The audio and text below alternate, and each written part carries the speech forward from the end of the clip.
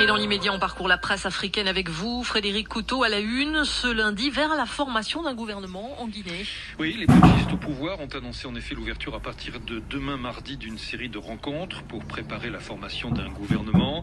Les militaires, menés par le lieutenant-colonel Mamadi Doumbouya, recevront d'abord, précise le site guinéen Aminata, les chefs des partis politiques, puis ceux des confessions religieuses.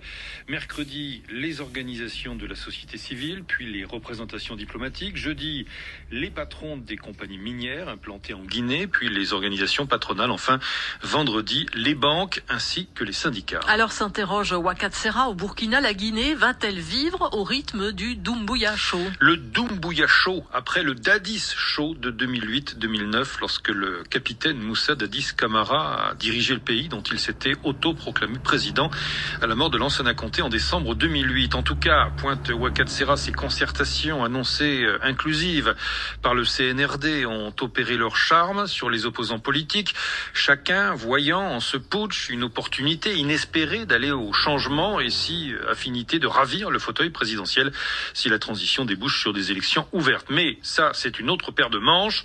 Le CNRD qui au passage a interdit toute manifestation de soutien, sans doute pour ne pas se laisser phagocyter par les politiques, le CNRD n'a fixé pour l'instant aucun planning de transition, pointe encore Wakatsera, un projet de charte de transition militaire dont une copie, vraie ou fausse, circule de plus en plus sur la toile, en parle.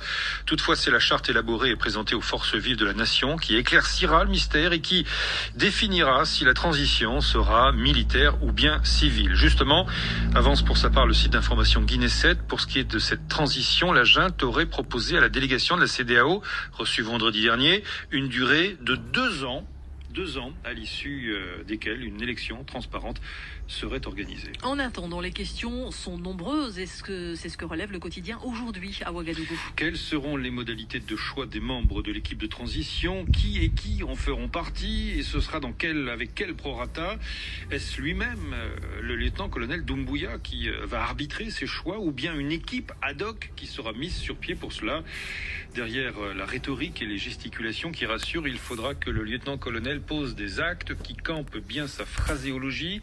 Si les Guinéens sont sortis l'acclamer, si le principal parti de l'opposition, l'UFDG, le soutient, c'est moins pour le coup d'État que d'avoir mis fin au 3e mandat d'Alpha, nuance à ne pas oublier. Par ailleurs, les tribunes se multiplient dans la presse guinéenne et au-delà pour fustiger l'ex-président Alpha Condé. Pourquoi faut-il juger et sanctionner Alpha Condé et ses principaux collaborateurs? S'exclame ainsi le site Guinée News. Après 11 ans de malgouvernance, eh bien c'est une impérieuse nécessité, estime le site, pour garantir le droit à la justice, le droit à la réparation et la garantie de non-répétition. Cela mettrait fin à l'impunité, à la banalisation du mal, comme le disait le prix Nobel de la paix sud-africain Desmond Tutu.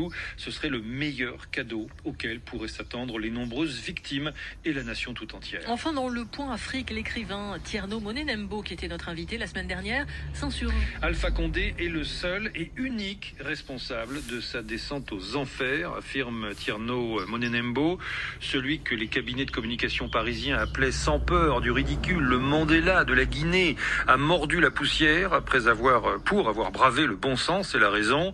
Que ces messieurs de la communauté internationale arrêtent donc de nous bassiner les oreilles avec leurs sermons, leur justice à deux vitesses et leur indignation mal placée, s'exclame encore Tierno Monenembo. Où étaient-ils quand leur protégé Alpha Condé tuait et emprisonnait à tour de bras?